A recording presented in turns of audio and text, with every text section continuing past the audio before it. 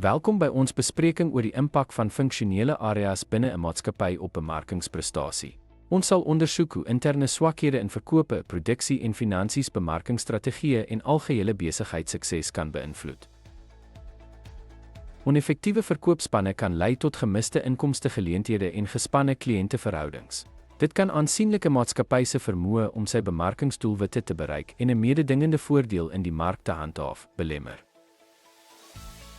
Produksie-ondoeltreffendheid, soos vertragings en kwaliteitsprobleme, kan lei tot hoër koste en ontevrede kliënte. Hierdie uitdagings kan bemarkingspogings ondermyn en 'n maatskappy se reputasie en markposisie skade berokken. Swak bemarkingsafdelings kan sukkel om effektiewe veldtogte te skep en sodoende belangrike markgeleenthede misloop. Daarbenewens kan beperkte finansiële hulpbronne bemarkingsbeleggings beperk, wat produkontwikkeling en handelsmerksigbaarheid beïnvloed. 'n Gebrek aan sterk handelsmerke of patente kan mededingende voordeel verminder. Swak handelsverhoudinge of liggingsprobleme kan voorsieningskettings en verspreiding ontwrig.